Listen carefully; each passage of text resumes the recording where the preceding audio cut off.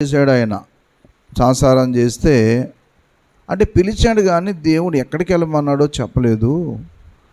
Address లేకుండా ఎక్కడికి వెళ్తాం, ఏ స్థలంలోకి వెళ్ళి ఏం చేస్తామని చెప్పి కొంచెం ఆలోచనలో ఉండిపోయాడు. అప్పుడు ఇంట్లో పరిస్థితులను ఏం చేశాడంటే ఆ పరిస్థితులన్నింటిని కూడా మార్చి తారుమారు చేసి ఆ ఇంట్లో నుండి బయటికి వెళ్ళిపోయేలాగా దేవుడు చేశాడు. అప్పుడు బయలుదేరి వెళ్ళిపోతూ, అందుకని హెబ్రీ పత్రికలో మాట్లాడుతూ తాను ఎక్కడికి వెళ్ళవలనో ఎరుగకయే బయలుదేరని అంటాడు. హెబ్రీ పత్రిక 11:9 చూడండి. హెబ్రీ పత్రిక 11వ అధ్యాయము. విశ్వాసమును బట్టి అతడును అతనితో ఆ వాగ్దానమునకు సమాన వారసులైన ఇస్సాకు యాకోబు అనువారు గుడారములో నివసించుచు ఉన్నట్టు వాగ్దత్త దేశంలో పరవాసులై ఉండే. ఎలాగనగా దేవుడు దేనికి శిల్పియు నిర్మాణకుడై ఉన్నాడో పునాదులు గల ఆ పట్టణము కొరకు ఎదురు చూచుండెను.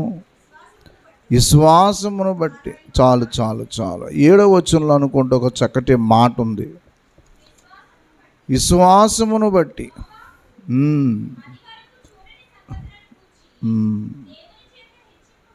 హెచ్చరింపబడి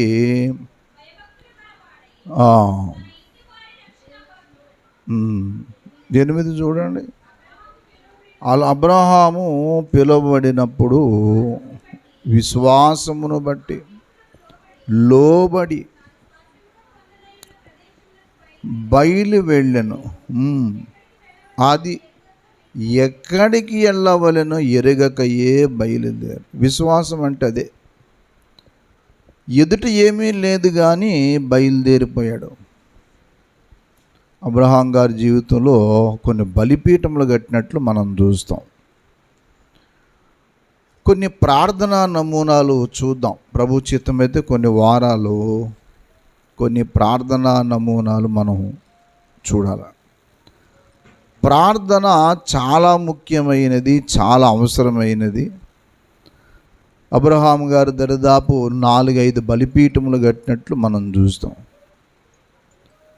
4-5 బలిపీఠములు కట్టినట్లుగా మనం చూస్తాం. కట్ చేసి అందులో బలిపీఠం కట్టడం అంటే అర్థం ఏంటనంటే దేవునితో ఒక వడంబడిక, ప్రార్థనా బలిపీఠము.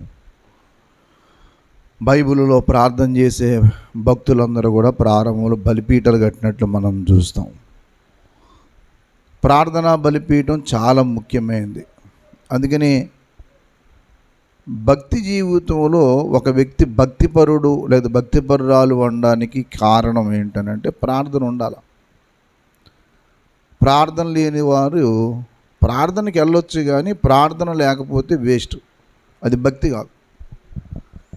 భక్తిలో ప్రధానమైన విషయం ఏంటంటే ప్రార్థించటం అనేది చాలా ముఖ్యం. కుటుంబ ప్రార్థన ఉండాలి, వ్యక్తిగత ప్రార్థన ఉండాలి. ప్రార్థన మనిషిని ఏం చేస్తుందంటే మలుస్తుంది. అంతరంగంలో ఉన్న పాపములన్నీ బయట పెడుతుంది. దేవుని పోలుగులో నడిపిస్తుంది. దేవుని స్వరూపంలోనికి మనల్ని తీసుకొస్తుంది. మనలో ఉన్న ప్రతి దుర్గుణాన్ని బయట పెడుతుంది. మనలో ఉన్న ప్రతి నిర్లక్ష్యాన్ని చేస్తుంది.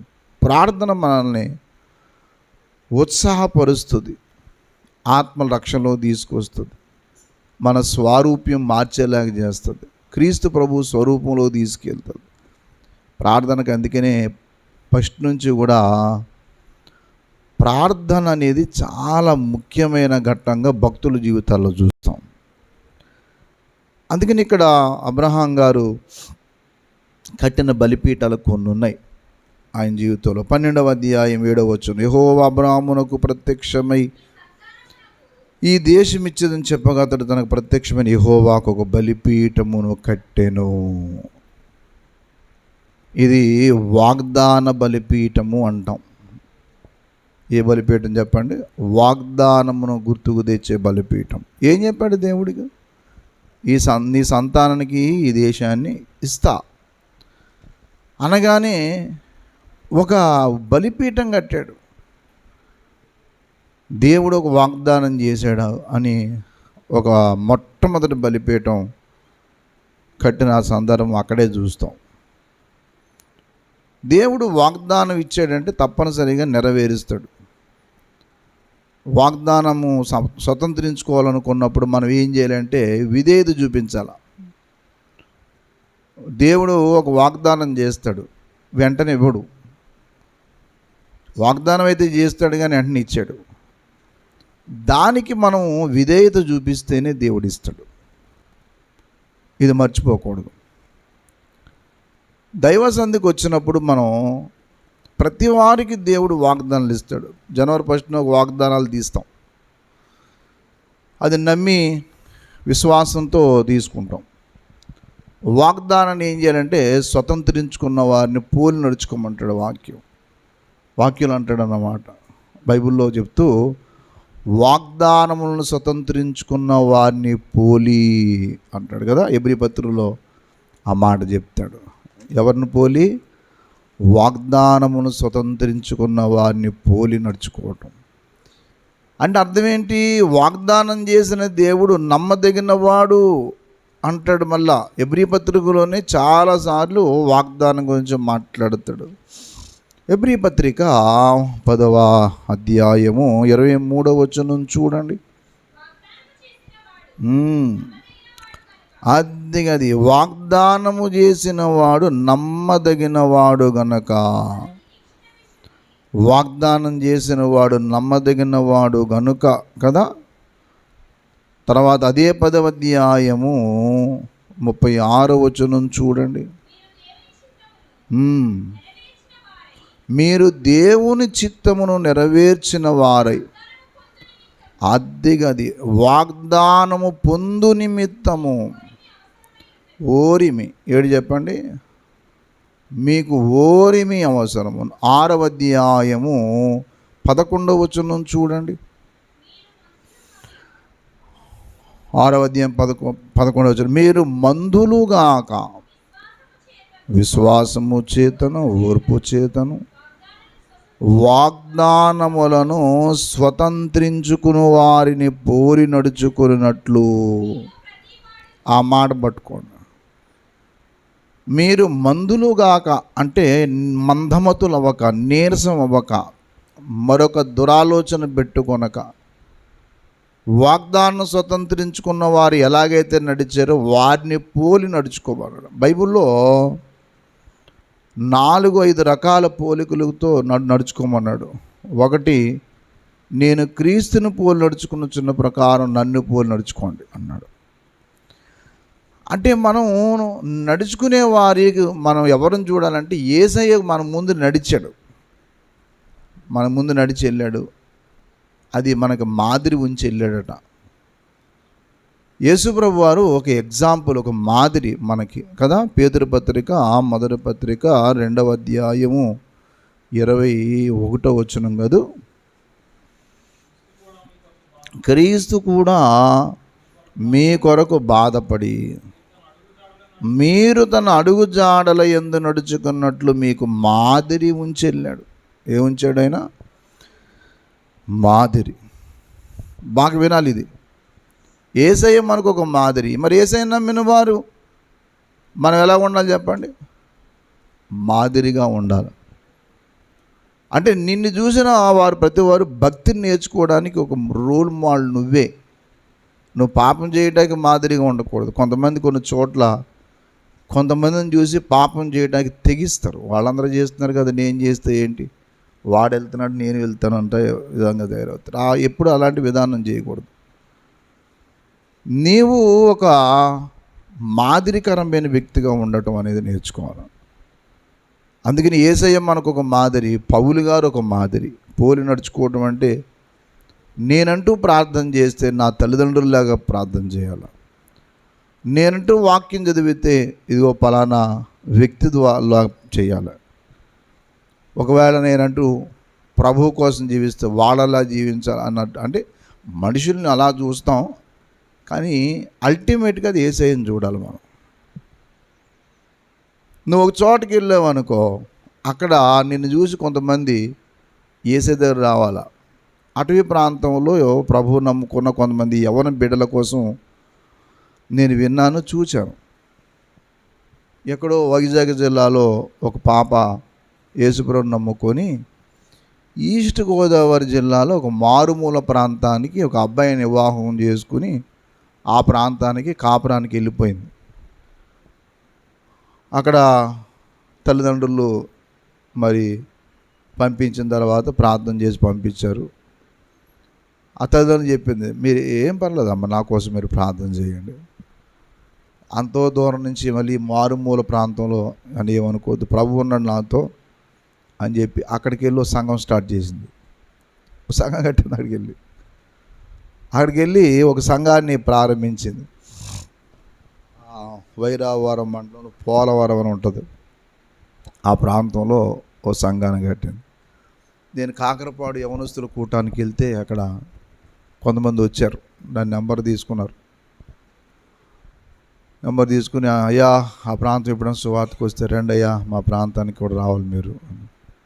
ఎందుకు అక్కడ ఎవరబ్బా సంఘాన్ని కట్టింది అని అంటే, ఎందుకు పెళ్లి చేసుకుని ఆ ప్రాంతంలో అక్కడ అత్తవారింటికి వెళ్ళిన అమ్మాయి ద్వారా సంఘం ఏర్పడిందంటే అది ఆశ్చర్యం. గొప్ప ఆశ్చర్యపోయాను నేను. ఇలాగంటే భారం చూడండి, ఆ వేదన. ఎలా ప్రారంభించామా అంటే, ఓసారి ఒక ఆవిడికి బాగలేదన్నా, నేను బైబిల్ చదువుకొని ప్రార్థన చేస్తూ ఉండేవాడిని. నా భర్త పనిలోకి వెళ్తే ఇంట్లో ఉండి నా పని ఏంటంటే ప్రార్థన, బైబిల్ చదువుకోవటం. ఎవరు వచ్చినా మాట్లాడే వాడిని వ్యక్తిని కాదు, మాట్లాడను. అలా చేస్తున్నా ఒకసారి అక్కడ దగ్గరలో ఇంటి పక్కన వాడికి జ్వరం వస్తే, ఏమైంది అక్క అమ్మ అని చెప్పి అడిగితే, నీరసంగా ఉందమ్మ, చాలా బలహీనంగా ఉందంటే, ప్రార్థన చేయనా అందట. చెయ్యమ్మా అంటే ఏంటి అని అంటే, యేసు ప్రభు బాగు చేస్తాడు అని చెప్పి నూనె రాసి ప్రార్థన చేస్తే స్వస్థపడిన తర్వాత రోజు ఆమె దగ్గరికి వెళ్ళి సువార్త చెప్తాం మొదలెట్టింది. సువార్త చెప్పి ఆవిడని ముందు ప్రభుదని నడిపించి, వీళ్ళిద్దరూ ప్రార్థన చేసుకుంటుండగా పక్కన ఇంకొక ఇద్దరు, అలాగ మొత్తం మీద ఇంట్లో చిన్న ప్రార్థన ప్రారంభమైంది. ఆ అమ్మాయిని పెంచిన దైవజనుడు కౌరు పెట్టింది, అయ్యా ఇక్కడ మేము ఒక 6 ప్రార్థన చేసుకుంటూ ఉన్నాం, ఒక సువార్తికని పంపించండి అయ్యా ఎవరినన్నా. భారం చూడండి. శరీరంలో ఓపుకుంది, పాపం చేయలేని తలంపులు వస్తాయి. ఏమొస్తుంది దానివల్ల? శాపం తప్ప. ఆత్మ రక్షించే భారం ఉన్నప్పుడు ఏమవుతామంటే దీవించబడతాం, అనేక మంది రక్షణలోకి వస్తారు. పాపం చేయటం ఈజీయే, దాని ఫలితం మాత్రం చేదు. కానీ భక్తి చేయటం కొంచెం కష్టమే, దాని ఫలితం మాత్రం ఒక గొప్ప బహుమానం. ప్రభువు కోసం నిలబడటం కొంచెం ఎవరొకరి ద్వారా ఎదుర్కొంటాం, కానీ దాని ఫలితం మాత్రం ఒక గొప్పగా ఉంటుంది. పాపం చేసిన వాడికి నాశనము ప్రాప్తించడం అయితే, ప్రభువు కోసం జీవించిన వ్యక్తికి ఒక గొప్ప బహుమానం ఒకటి సంపాదించుకుంటాడు. అందుకే ఏ ప్రాంతంలో నువ్వు అడుగుపెట్టినా ఆ ప్రాంతంలో ఒక ఆత్మ రక్షించబడే విధానంగా నువ్వు ఎదగాలంటే నీకు ప్రార్థన ఉండాలి. నువ్వు ఒక చోట అడుగు పెట్టావంటే ఆ ప్రాంతంలో నీవు వెళ్ళిన కారణము చేత, అక్కడ నివాసం చేస్తున్న కారణము చేత దైవ భయము నిన్ను బట్టి రావాలి. దేవుని యొక్క వాక్యము నీ ద్వారా అక్కడి నుంచి ఏమవ్వాలంటే ప్రచురితం అవ్వాలి. అదొక గొప్ప సాక్ష్యం, ఒక గొప్ప ఉన్నతమైన విషయం. ఏ ఊరు వెళ్తే ఆ ఊరిలో, ఎక్కడికి వెళ్తే అక్కడ. నేను మారుమనసు పొంది 10th క్లాస్ అయిన తర్వాత ఒక బైబిలు 2 జతలు బట్టలతో వచ్చాను. నేను సైకిల్ మీద వస్తూ ఆ 70 కిలోమీటర్లు ఏమని ప్రార్థన చేసుకున్నాను తెలుసా? ప్రభువా నేను వెళ్తున్నాను, అక్కడ నాకు ఎవ్వరూ తెలియదు, ఒక్కడనే, ఎవ్వరూ తెలియదు. మంచి స్పీడ్గా ఉండేవాడిని. కానీ వాక్యము, ప్రార్థన, వాక్యం ఉండటానికి నివాసం లేదు. అలా బయట ఒక ఇంటి దగ్గర అరుగు మీద కూర్చుండేవాడిని సాయంకాలం. ఎందుకంటే ఎక్కడ ఇంకా ప్రస్తుతానికి రూమ్ ఏం దొరకలేదు నాకు. వాళ్ళు ఎప్పుడో చూసి ఎదురుబాబు ఇప్పుడు కూర్చున్నావేంటి, కొంచెం లోపల కూర్చోంటే అలాగే ఏదన్నా ఆ బెంచ్ తింటే అక్కడ కూర్చొని అక్కడ అలా కాసేపు నిద్రపోయి మళ్ళీ ఎప్పుడో లేచి ప్రార్థన చేసుకొని మళ్ళీ తెల్లవారుజామున లేచి వెళ్ళిపోయేవాడు. ఏం తినేవాడినో ఎలా ఉండేవాడిని తెలియదు. అయినా వాక్యము, ప్రార్థన మానలే. ఆదివారం వచ్చేటప్పటికి నా ఆశ ఏంటి తెలుసా, ఎక్కడికన్నా వెళ్ళి అక్కడ సండే స్కూల్ నడిపించాలి, అక్కడ పాటలు పాడాలి, నాకు వచ్చిన పాటలే పాడాలి. వెళ్ళి ఫస్ట్ నాకు దగ్గరలో ఒక పెద్ద ఆయన పరిచయం అయ్యారు. అంకుల్ గారు, మీకు సండే స్కూల్ ఎవరు నడిపిస్తున్నారంటే, లేదు బాబు అంటే, మరి నేను నడిపించవచ్చా? అయ్యో అంతకంటానా బాబు. అలాగ సండే స్కూల్ ప్రారంభించా. ఆ తర్వాత నుంచి ఇంకో చోటకి వెళ్తే అక్కడ సండే స్కూల్ ప్రారంభించాను. ఎక్కడికి వెళ్తే అక్కడ ప్రభు పని చేయటమే. ఏ ప్రదేశానికి వెళ్తే ఎన్ని రకాల శోధనలు వచ్చాయో, ఎన్ని రకాలుగా ఇబ్బంది పెట్టారు. కానీ ప్రభు కృపేడు తెలుసా, వాక్యము, ప్రార్థనను కాపాడింది. ప్రభు వాక్యం మరి ప్రార్థన కాపాడి ఎన్నో శోధనలు మనకు వస్తాయి, రకరకాల ప్రేరేపణలు. మీరు నమ్మండి, నన్ను ఎలాగా తప్పుల్లోకి లాగడానికి నాతో పాటు చదువుకునే వాళ్ళు ప్రయత్నం చేశారు, బయట వాళ్ళు ప్రయత్నం చేశారు, ఎన్ని రకాలుగా ప్రయత్నం చేశారు. నేను పొరపాటున కూడా నా భయం ఏంటి తెలుసా, ఈ పాపం చేస్తే శాపగ్రస్తుని అయిపోతాను, అది భయం నాకు. అందుకని ఎప్పుడు దేవునికి గాయం చేసే పని నేను చేయకూడదు. అలాగా అక్కడ ఏదైనా శోధన వస్తే అక్కడి నుంచి ఏరే చోటుకు పారిపోయాడు. వాక్యము ప్రార్థన. ఇంక తిండోనా లేకపోయినా కొంచెం మంచిళ్ళు ఉంటే చాలు, మంచిళ్ళు తాగుతుండేవాడిని. అందుకే బక్కగా మరి సన్నగా ఉండేవాడిని. ఇక్కడ కూడా ఇక్కడ అరుగుల మీద ప్రార్థన పెడుతున్నప్పుడు కూడా అలా ఉంటాయి, పాత ఫోటోలు చూసుకుంటాను అప్పుడప్పుడు, సన్నగా పీలగా. అయినా కానీ ప్రభు యొక్క కృప ఏంటంటే, దేవుడు పని జరుగుతూ వచ్చేది. ఎక్కడ ప్రభు పని ఆగలే, దేవుని పని చేస్తూనే వచ్చా. ఉపవాస ప్రార్థనలు చేస్తూ వచ్చేవాడిని.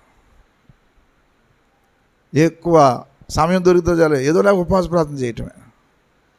నేను ఆ ఉపవాస ప్రార్థనలో నేర్చుకున్నంత వాక్యం ఎక్కడ నేర్చుకోలేదు. అందుకని ఉపవాసం ఉండి బైబిల్ చదువుతుండేవాడిని, ఉపవాసం ఉండి ప్రార్థన చేస్తుండేవాడిని. ఈ వారంలో ఎప్పుడు తినేవాడిని ఎవరికి అర్థమయ్యేది కాదు. దేవుడు ఎప్పుడు నన్ను విడిచిపెట్టలేదు. ఎందుకనుకున్నారు ఈ మాట, వాగ్దానాలను స్వతంత్రించుకున్న వారిని పోలి నడుచుకోండి. మనం బలిపీఠం కడితే దేవుడు మనల్ని కడతాడన్నదాన్ని నేను చెప్తున్నాను. అది విషయం. నువ్వు బలిపీఠం కట్టావనుకో దేవుడు నిన్ను కడతాడు. నువ్వు కట్టబడ్డావనుకో అనేక మందిని నువ్వు కడతావు. మర్చిపోకు ఈ మాట. ఎక్కడెక్కడో నేను దేవుడిని నడిపిస్తాడు. ఏ విషయంలోనైనా దేవుడు నీకు సహాయం చేస్తాడు.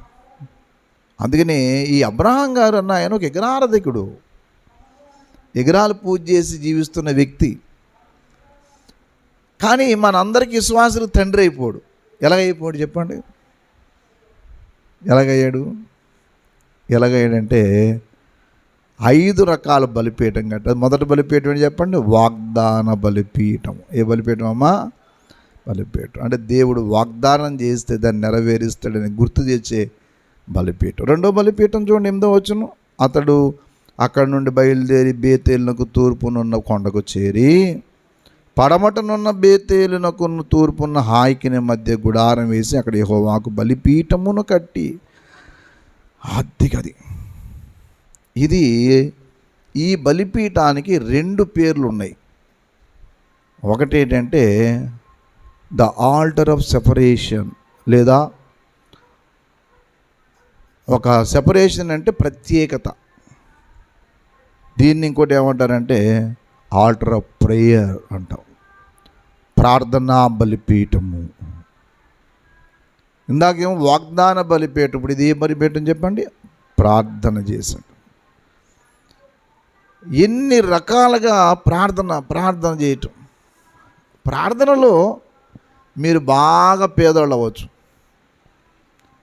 మీరు ఎలాంటి హీనమైన స్థితిలో ఉండవచ్చు, కానీ మీరు ప్రార్థనలో గడపండి. పాపాన్ని వదిలి పాపం అనే జోలికి వెళ్ళకుండా ప్రార్థన చేసిన మరుక్షణమందు నీవు, నీ కుటుంబము ఆర్థికంగా, ఆరోగ్యపరంగా అన్ని రకాలుగా దీవించబడతావు.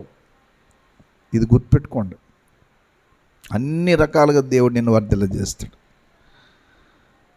అందుకని రెండో బలిపీఠం, ఈ బలిపీఠం చెప్పండమ్మా, ప్రార్థనా బలిపీఠం కదా, ప్రార్థనా బలిపీఠం. కాబట్టి మీరు ఎంత ఎక్కువ ప్రార్థన చేస్తారో అంత ప్రార్థన, కుటుంబ ప్రార్థన ఉండాలి. కుటుంబ ప్రార్థన ఇక్కడ మనవాడు మర్చిపోకూడదు. మనం ఏ రోజు మర్చిపోకూడదు ఏంటంటే, నువ్వు ఒంటరిగా ఉన్నా సరే నన్ను ఎవరు చూడరు అనే భ్రమలో మాత్రం ఎప్పుడు వెళ్ళకు. ఆ భ్రమలో పడ్డావంటే మాత్రం సర్వనాశనానికి నీకు నువ్వే గొయ్యి తీసుకుంటున్నట్టు లెక్క. నేను ఏది చేసినా, నేను ఏది మాట్లాడినా, నేను ఎలా జీవించినా నన్ను ఎవరు చూడర్లే అనే భ్రమలోకి వెళ్తే మాత్రం దురవ్యవస్థ ప్రాప్తిస్తుంది నీకు. దేవుడు దాన్ని ఏం చేస్తాడంటే భద్రం చేసి పెడతాడు. నువ్వు చేసే ప్రతి దోషాన్ని కూడా ముద్రించి పెడతాడు. చాలామంది అనుకుంటూ ఉంటారు దేవుడికి ఏం తెలిసినండి అనుకుంటారు. యోబు గ్రంథము 14వ అధ్యాయం 17వ వచనం చూడండి. యోబు గ్రంథం 14:17. నా అతిక్రమములు, యోబు గ్రంథము 14వ అధ్యాయము 17వ వచనం, నా అతిక్రమములు సంచిలో ముద్రించబడి ఉన్నవి, భద్రముగా ఉంచి ఉన్నావు. ఏం చేశాడమ్మా? నా అతిక్రమములు ఏం చేశాడు? సంచిలో ముద్రించబడి ఉన్నవి. నేను చేసిన దోషము అదిగో. ఏంటి అర్థం? నేను చేసిన పాపం ఎవ్వడికి కనబడకుండా ఉండదు అనుకోకూడదు. నువ్వు జాగ్రత్తగా ఉండు అనడానికి అదో మాట చెప్పాడు. కాబట్టి రెండవ మాట కూడా ఉందో చూడండి. 21వ అధ్యాయం అదే యోబు గ్రంథము 19వ మాట చూడండి. వారు పిల్లల మీద మోపుటకై దేవుడు వారి పాపమును దాచిపెట్టునేమని మీరు చెప్పుచున్నారు. దానిని అనుభవించినట్లు ఆయన వారికే ప్రతిఫలం ఇచ్చునుగాక. చేసిన దోషం పిల్లల మీద ఏం చేస్తుంది చెప్పండి? మోపుతాడు. అర్థమైందా? అదొక రకమైన శిక్ష, అదొక రకమైన ఘోరమైన విషయం. మూడవ మాట కూడా చెప్పాడు. 25వ అధ్యాయం 19వ వచనం, 25:19. 24:19 చూడండి. 24:19. అనావృష్టి చేతను ఉష్ణము చేతను మంచు నీళ్లు ఎగిసిపోవునట్లు. ఆ మాట, అనావృష్టి చేత, ఉష్ణం అంటే వేడి చేత, మంచు నీళ్ళు ఎగిసిపోదు. ఇప్పుడు అసలు ఇది వర్షాకాలం, ఎండాకాలమా? ఇదే కాలం. ఏమోనయ్యా, ఏ కాలమో మాకు అర్థం కావట్లేదు. వర్షాకాలం అంటాక వర్షాలు రావట్లేదయ్యా. జూన్ నెల సగం రోజులు అయిపోయి 20 రోజులు దాటేసాయి. భయంకరమైన ఎండ. ఇదే పరిస్థితి వస్తే పంటలు చాలా కష్టమైతే, వృక్షజాతి చాలా నష్టపోతుంది. అలాగే మనకు కూడా తీరని నష్టం. ఢిల్లీలో పిట్టలు రాలినట్టు రాలి చచ్చిపోతున్నారు పాపం. విపరీతమైన టెంపరేచర్ ఢిల్లీ, చాలా చోట్ల భయంకరమైన విపరీతమైన వేడిమి. ఎందుకు తెలుసా? పేతురు రాసిన పత్రికలో చెప్పాడు.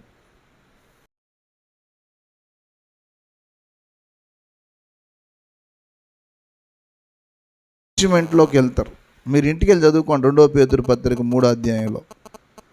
ఇప్పుడున్న భూమి ఆకాశం అగ్ని కొరకు నిలవెయ్యబడి ఉన్నది. పంచభూతములు మహావేండ్రముతో లయమైపోవును. దారుణమైన ఎండలు ఉంటాయి ఉండే కొలది. దానికి 2 రకాల కారణం. ఒకటి దేవుని ఉగ్రత, రెండోది మనిషి చేస్తున్న ఘోరమైన తప్పిదాలు. ఇంటి ముందు మట్టి ఉంచుకోవడం మానేసి సిమెంట్ చేసుకుంటారు. రోడ్ల పక్కన మట్టి ఉంచడం మానేసి సిమెంట్తో అలికి పాడేస్తున్నారు. నీళ్ళు ఎక్కడ దిగుతాయి? ఈ ప్రతి ఇంట్లో ఏసీ కంపల్సరీ అయింది ఇప్పుడు. ఆ ఏసీ ద్వారా వచ్చే ఈ రేడియేషన్స్ అన్నీ కూడా ఓజోన్ పొర దెబ్బతింటుంది. ఓజోన్ పొర దెబ్బతిన్నప్పుడు ఏమవుతుందంటే వర్షాలు కురవడానికి కావలసిన వాతావరణం ఉండదు. మబ్బు వస్తుంది కానీ వర్షం కురవడానికి ఈ వాతావరణం సరిగ్గా మేఘాలకి వెళ్ళి ఈ గాలి తాకాల, అప్పుడు ఏమవుతుందంటే వర్షం కురుస్తుంది. అది లేదు. కారణం ఏంటంటే నేల ఎక్కడ పడితే అక్కడ మూసి మాడేయటం, విస్తారంగా చెట్లు ఉండవలసిన చోట్లమో చెట్లు లేకుండా చేయటం, భూమిలోకి నీళ్ళు ఇంకకుండా చేయటం, ఇవన్నీ మనం చేస్తున్న పొరపాట్లు. చాలా మనం చేసే తప్పులు కొన్ని అయితే దేవుని యొక్క కోపం, దైవ కోపము మనుషుల యొక్క మరి పాపాన్ని బట్టి తీవ్రత. మీరు ఇంటికి వెళ్ళిన తర్వాత ద్వితీయోపదేశకాండం 28వ అధ్యాయం 15 నుంచి చదవండి. ఆశీర్వాదాలు 14 వచ్చిన వరకు ఉంటే శాపాలు మాత్రం రెట్టింపు ఉంటాయి. అక్కడ ఒక మాట ఉంది, నాకు అది చాలా భయం వేసి పెట్టింది. మీరు చేసిన దోషాన్ని బట్టి ఆకాశం ఇత్తడిగాను భూమి ఇనుముగాను చేసి పాడేస్తానంట దేవుడు. బహుశా 21, 22 వచ్చిన 28వ అధ్యాయంలో ద్వితీయోపదేశకాండం. ఆకాశం పైన మీది ఆకాశం ఇత్తడిగాను క్రింద ఉన్న భూమి ఇనుముగాను చేసేస్తాను అన్నాడు. ఎన్నో వచ్చును? 23వ వచ్చును. నీ తలపైన ఆకాశము ఇత్తడి వలె ఉండును. అదిగో ఎందుకు చెప్పండి? మానవుడికి దేవుని ఎడల భయభక్తులు లేకపోవటం, ప్రార్థన చేయకుండా పాపం చేయటం, అది నీకు నష్టం. మీకు తెలుసా, రేపొద్దున మొట్టమొదటి తీర్పు లోకస్తులకు కాదు, చర్చికి వెళ్తున్న వాళ్ళకి. మొదట తీర్పు ఎవరికనంటే మందిరానికి వెళ్తున్న వాళ్ళకి. ఎందుకు ఇలా చేసావు నువ్వు అంటే దగ్గర సమాధానం ఉండదు. అందుకే తీర్పు దినములో తప్పించుకోవటం ఎవ్వడికి సాధ్యం కాదు. నువ్వు ఎంత గొప్ప వ్యక్తివైనా, నువ్వు ఎట్లాంటి వ్యక్తివైనా, నీవు మాత్రం దేవుని ముందుకు మాత్రం నిలబడి రోజు వచ్చినప్పుడు నువ్వు బలిపీఠం కట్టవలసిన బదులు కొంతమంది నువ్వు బలి చేసి పాడేసావు. నీ వల్ల కొంతమంది పాపానికి దిగారు. నీ వల్ల చాలామంది పాపములో మునిగిపోయారు. కారణం ఏంటి తెలుసా? నువ్వే కారణం. నీ కారణము చేత నీ వల్ల చాలామంది జీవితం దాన్ని బయట కొట్టండి. కాబట్టి చాలామంది ఏమవుతారనంటే పాపము చేయడానికి వాళ్ళు కారణం అవడానికి కారణం. ఎందుకు?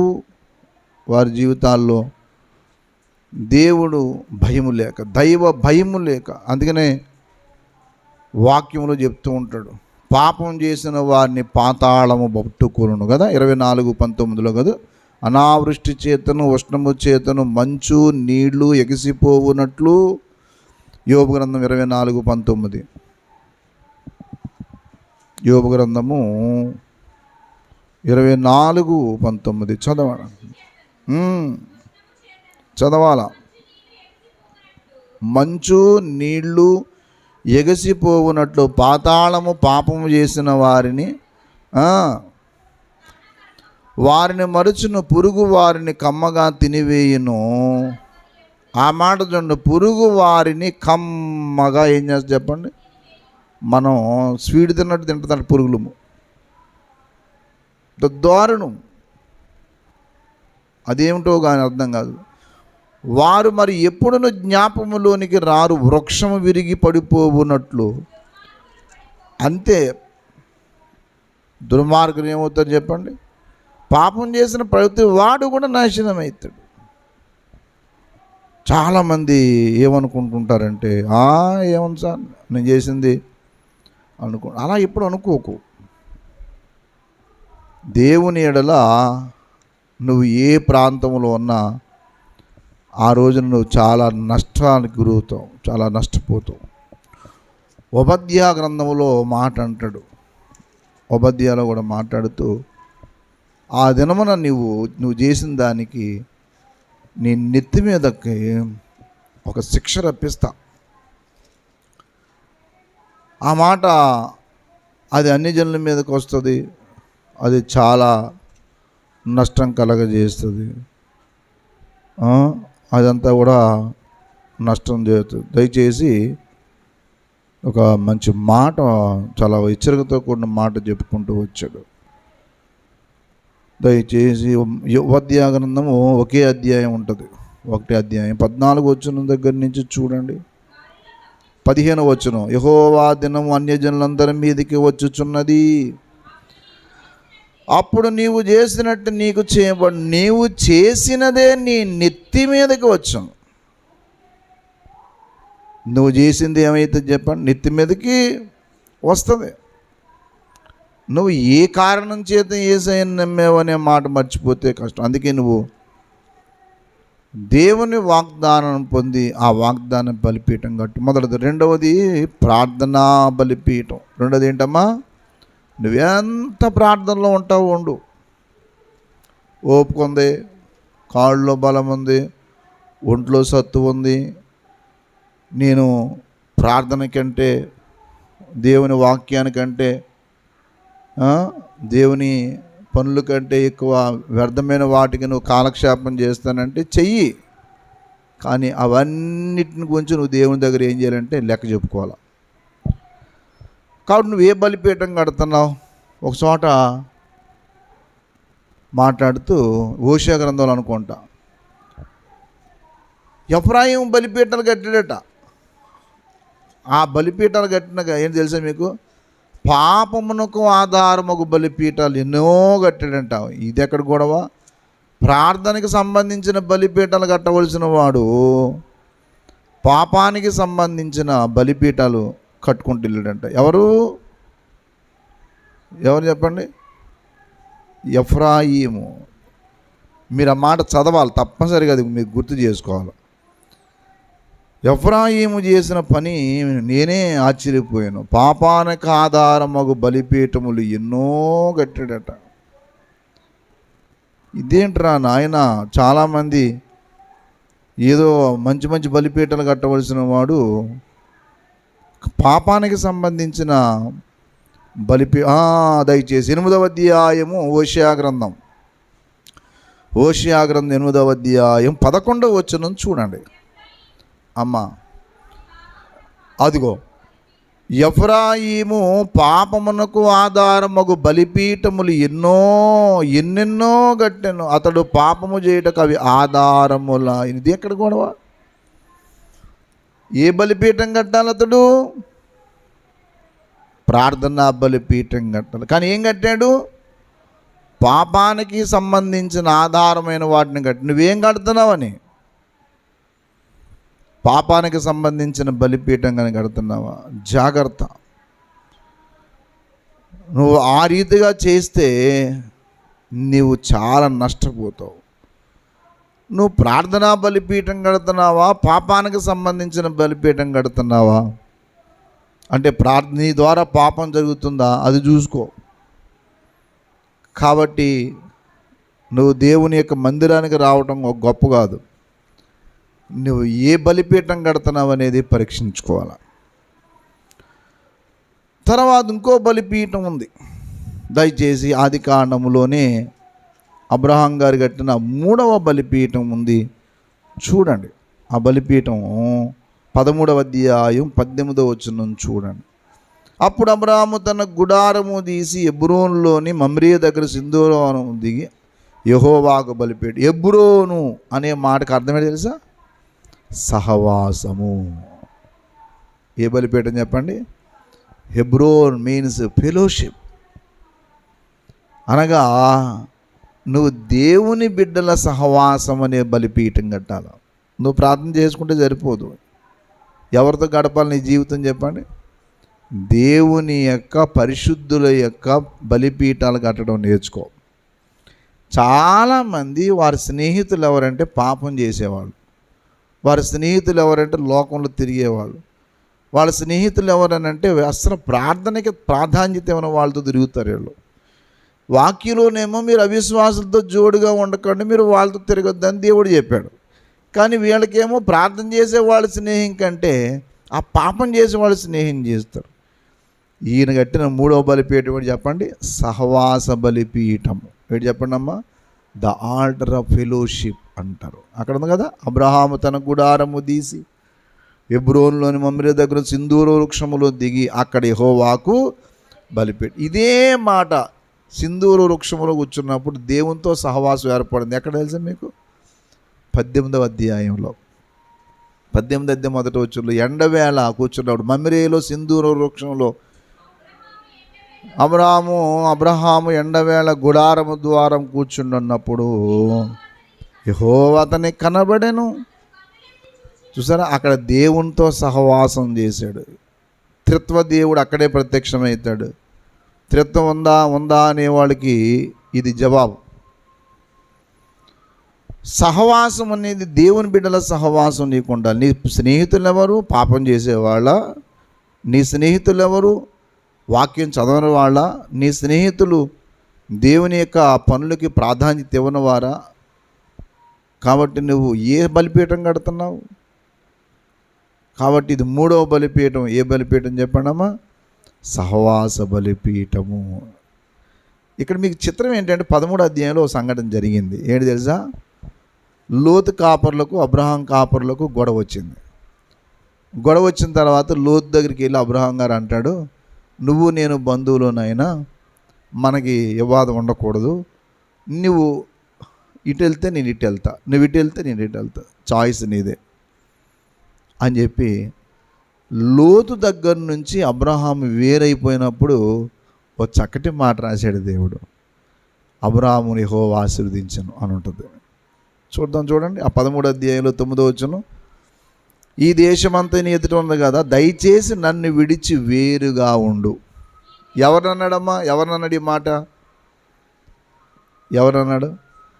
అబ్రాము లోతుతో అన్నాడు. 8వ వచనం చూడండి. కాబట్టి అబ్రాము మనం బంధువులము గనుక నాకు నీకు నా పశువుల కాపర్లకు నీ పశువుల కాపర్లకును కలహం ఉండకూడదు. ఈ దేశమంతా నీ ఎదుట ఉన్నది కదా, దయచేసి నన్ను విడిచి నువ్వు కుడి తట్టుకు వెళ్తే నేను ఎడం తట్టుకు, నీ ఎడం తట్టుకు వెళ్తే నువ్వు కుడి, నీది ఏదో నీ ఇష్టం, చాయిస్ నీదే. అంటే తింగరతనం కాకపోతే అదేంటి చిన్న ఆయన, నువ్వే కదా నన్ను తీసుకొచ్చి పెంచావు, నువ్వే చెప్పు నన్ను ఎక్కడ ఉండమంటావు అని ఒక తెలివైన భక్తిపరుడైతే అలాగ అందుడు. కానీ ఆయన అలాగనలే. ఏమన్నాడు తెలుసా? పాప అంతా ఆయనకి తెలుసు అన్నట్టు కన్నులెత్తి చూశాడంట. ఏది పచ్చకుండా చూసుకున్నాడు. సొదొమ వైపు చూస్తే అక్కడ బాగా చాలా పచ్చగా ఉంది, కానీ అది దైవ నడిపింపుతో కూడిన ప్రదేశం కాదు. అది ముందు సొదొమ బయట వేసాడు గుడారం, తర్వాత సొదొమ లోపలికి వెళ్ళిపోయాడు. అబ్రహాం గారు ఏమో దేవునితో జీవించడానికి దేవుని యొక్క నిర్ణయం తీసుకుంటే, లోతేమో లోకాశల్లో పడిపోయాడు. తర్వాత ఎప్పుడో మెలుకున్నాడు, కానీ చాలా నష్టం జరిగిపోయింది. ఈ లోపల జరగవలసిన నష్టం. నువ్వు కూడా అంతే. దేవునితో సహవాసం కంటే లోక స్నేహాలు చేసినప్పుడు నీకు ప్రార్థన రాదు. నీ ఆలోచనలన్నీ పాపాన్ని గురించిన ఆలోచనలు వస్తాయి. వాళ్ళే ఆ పాపం చేసేవాళ్ళు ఎప్పుడు నీ కళ్ళు ఎదురుకుంటూ కనపడుతుంటారు. కానీ ఒక మాట ఉంది చూడండి, అక్కడ ఒక చక్కటి మాట దేవుడు చెప్పాడు. అక్కడ భలే ఆశ్చర్యంగా ఉంది చూడండి. 14 వచ్చింది చదవండి అమ్మా.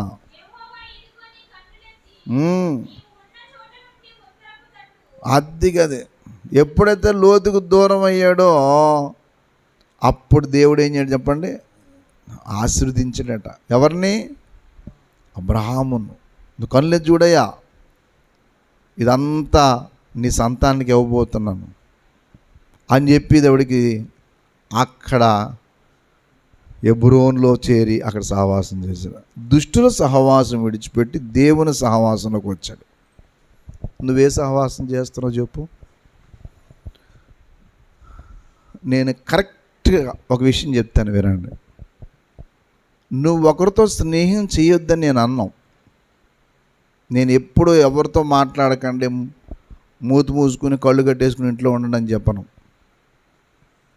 కానీ నువ్వు చేసే సహవాసము నీ భక్తిని పెంచాలి, నీ ప్రార్థనా జీవితాన్ని పెంచాలి, నీకు వాక్య జ్ఞానం పెంచాలి. అలాగైతే నువ్వు ఎవరితోనా తిరుగు. అంతేగాని నువ్వు బైబిల్ విడిచిపెట్టేసి పాప సంబంధిత ప్రదేశాలు తిరుగుతున్నావంటే నీకు ప్రమాదము, నిన్ను తీసుకెళ్ళి నాశనం చేస్తున్న వాళ్ళకు కూడా ప్రమాదం. ఎప్పుడొకప్పుడు ఇద్దరు కలిసి నష్టపోతారు. పొల్లుతో గట్టి కింద కలిసిందంటే కాలిపోతున్నప్పుడు ఏది కాలుతుంది? పొల్లే కాలుతుందా? గట్టి కింద కూడా కాలుతుందా?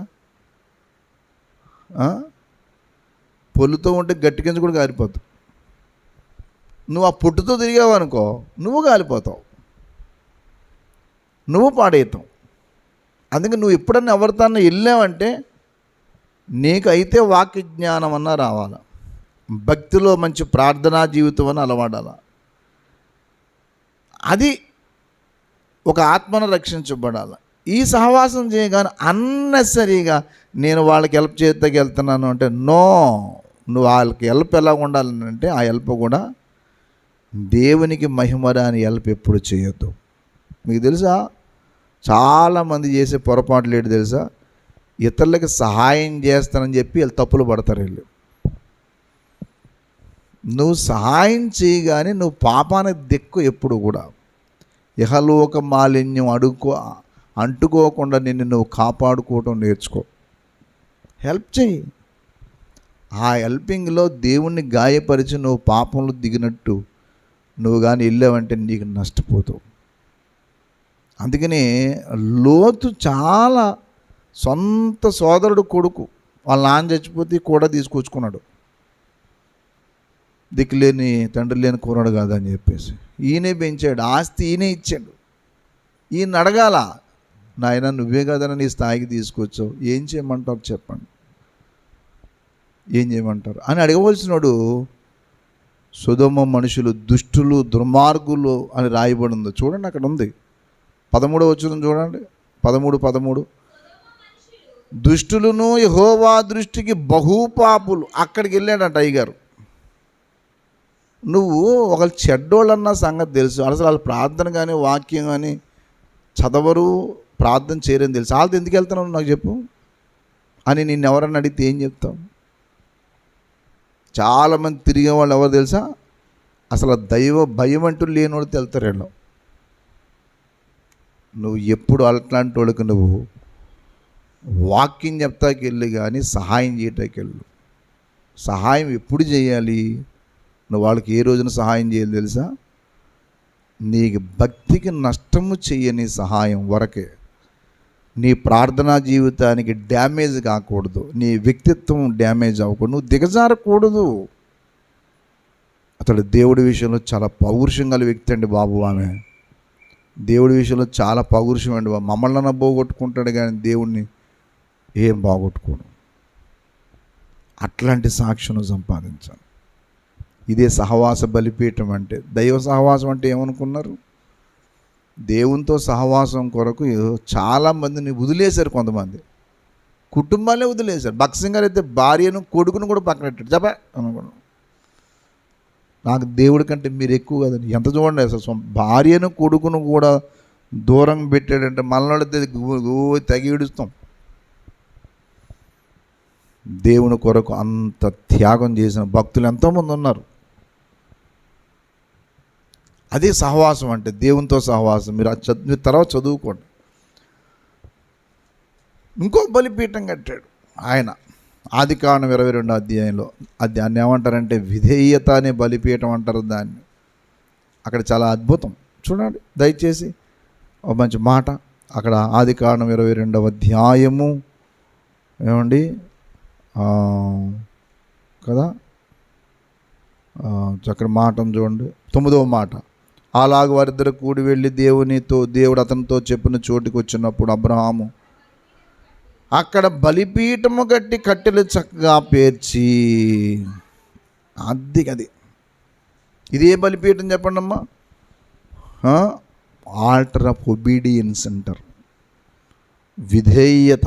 దేవుడు చెప్పాడు, నాయనా నీకు ఒక్కడైన కొడుకు, నువ్వు ప్రేమించి నీ కొడుకుని తీసుకొచ్చి నాకు బలి అని అంటే, అదేంటి ప్రభువా వృద్ధాప్యులు ఇచ్చిన కొడుకుని బలి అడుగుతున్నావు, ఇది ఎక్కడ న్యాయమయ్యేది అని అందు. మనమైతే ఆయన ఏం మాట్లాడలేదు, నువ్వు నన్నన్నా అడిగినా సరే నేను దేవుని కోసం బలి అయిపోతాను, నా కొడుకుని ఏంటి అన్నంత విధేయ చూపించాడు. దైవ సన్నిధికి వచ్చే వ్యక్తులు తప్పనిసరిగా విధేయత అనేది లేకపోతే నరకాగ్నికి వెళ్ళటమే కాదు, అవిధేయత నిన్ను అధంపాతాళానికి తీసుకెళ్తుంది. నువ్వు భార్యవైతే నీ భర్తకి సంపూర్ణంగా లోబడాలి. వద్దు అంటే ఎందుకు వద్దు? నువ్వు ఉన్నప్పుడు చేయలే, నువ్వు లేనప్పుడు చేస్తాను అనుకోకూడదు. నువ్వు బిడ్డవైతే నీ తల్లిదండ్రులకి ఎంత అణుకువగా ఉండాలంటే అంత అణుకువగా ఉండాలి. నువ్వు విశ్వాసం అయితే నిన్ను ఆధ్యాత్మికంగా పెంచే నీ ఆత్మీయ తండ్రికి అనుకువగా ఉండాలి. అది లేకపోతే నీకు క్షేమం కాదు. వాళ్ళు ఎవరన్నా కావచ్చు, తెలుసా మీకు మాట? అది కూడా ఉంది. దేవుడు ఆ హెబ్రీ పత్రిక 13వ అధ్యాయము 16వ 17వ వచనము చూడండి. హెబ్రీ పత్రిక 13:17 చూడండి. మీ పైన నాయకులుగా ఉన్నవారు లెక్క ఒప్పజెప్పవలసిన వారై మీ ఆత్మలు కాస్తూ ఉన్నారు. వారు దుఃఖముతో ఆ పని చేసిన ఎడల మీకు ఏ ప్రయోజనం ఉండదు కనుక కాక ఆనందముతో చేయనట్లు అది.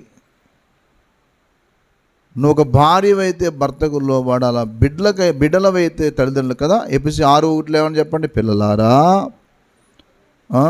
ప్రభువునందు మీ తల్లిదండ్రులకు విధేయులను, నువ్వు దీర్ఘాయుష్మంతుడగునట్లు నీకు మేలు కలుగునట్లు అన్నాడు అక్కడ.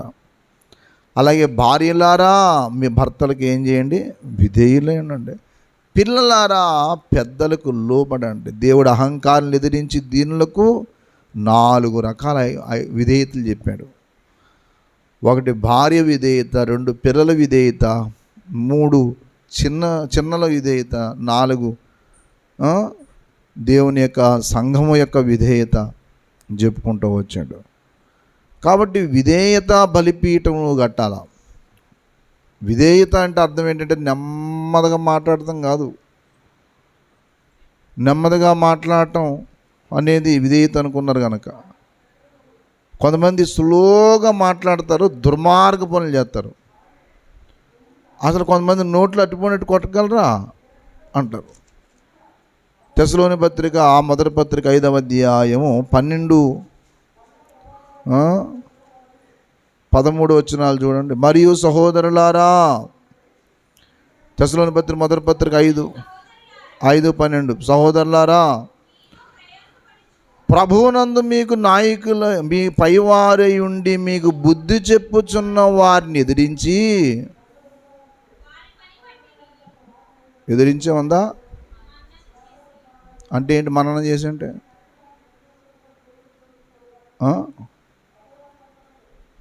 వాళ్ళని మీరు ఏం చేయాలా? ప్రభువునందు మీకు పైవారై ఉండి మీకు బుద్ధి చెప్పుచున్న వారిని మన్నన చేసి వారి పనిని బట్టి వారిని ప్రేమతో మిక్కిలి ఘనముగా ఎంచవలనని. అది చూసారా? ఎందుకు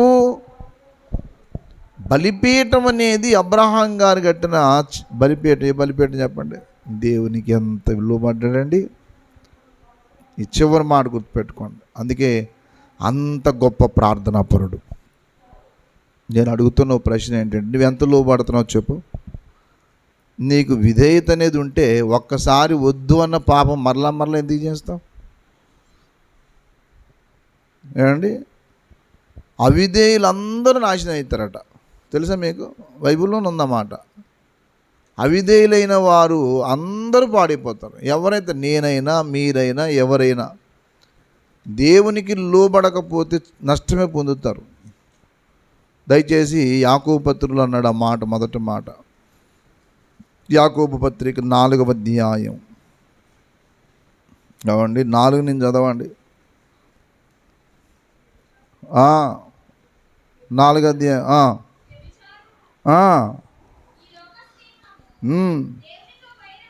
లోక స్నేహం, నువ్వు లోకానికి లోబడితే దేవునికి ఏమవుతావు? వైరం అని మీరు ఎరగరా? కాబట్టి లోకముతో ఎవడు సహవాసము స్నేహము చేయగోరిన వారు దేవుడికి ఏమవుతాడు? శత్రువు అయిపోతాడు. ఏమవుతాడు చెప్పండి? శత్రువు. తర్వాత 6, కాదుగా ఆయన ఎక్కువ కృపనిచ్చును, అహంకారం ఎదిరించి దీనులకు కృప అనుగ్రహించిన లేఖనం చేసి. కాబట్టి దేవునికి లోబడి ఉండుడి. అది ఎవరికి లోబడి చెప్పండి? Obey to your God. లోబడ్డావా? దేవుని మాటకి ఎంత లోబడుతుందో చెప్పు. నువ్వు దేవునికి లోబడుతున్నావు అన్న దాని రుజువు ఏంటంటే మిగతా విధేయత అంతా ఉంటుంది. ఒక వ్యక్తి దేవుడికి ఎంత లోబడి వ్యక్తితో చెప్పాలంటే వాళ్ళు మిగతా వాటికి లోబడే దాన్ని బట్టి ఉంటుంది. కాబట్టి అప్పుడు ఆ ప్రార్థన అంగీకారం అవుతుంది. నీ ప్రార్థనా జీవితం దేవుడు అంగీకరిస్తాడు. దేవుని పిల్లారా, అబ్రహాం గారు కట్టిన ఇన్ని బలిపీఠాలు ఉన్నాయి. మరి నువ్వే బలిపీఠం కట్టాలనుకుంటున్నావు చెప్పు? ఏ రకంగా దేవునితో నువ్వు సహవాసం ఎవరితో స్నేహం చేస్తున్నావు? నీ సహవాసం ఎవరితో ఉంది? నశించిపోయే లోకస్తులతోనా, నశించిపోయే వ్యక్తులతోనా? వాళ్ళతో పాటు నువ్వు నాశనం అవుదాం అనుకుంటున్నావా? అలాగే ఒకవేళ దేవుని సహవాసం కాకుండా లోక సహవాసంగా చేస్తున్నావా? కాబట్టి నిర్ణయం మందే. మనం జాగ్రత్తగా పరీక్షించుకుని ప్రార్థనలో మనం దేవునికి లోపడదాం. ప్రభువా, నాలో ఉన్న అహంకారము, గర్వము, అందుకని గర్వహృదయులందరూ యెహోవాకు హేయులు అన్నాడు. గర్వహృదయులందరూ యెహోవాకు హేయులు అంటాడు సామెతల్లో. కాబట్టి ప్రభువుకు నువ్వు ఎంత విధేయురాలు, ఎంత విధేయుడు అయితే నీ ద్వారా అనేక మంది దేవునికి విధేయులు అవుతారు. అలాంటి కృపలో పరిశుద్ధాత్మ దేవుడు మనల్ని అందరూ నడిపించును గాక. ప్రార్థన చేద్దాం. మోకరించండి, ప్రార్థన చేసుకుందాం. అందరూ మోకరించి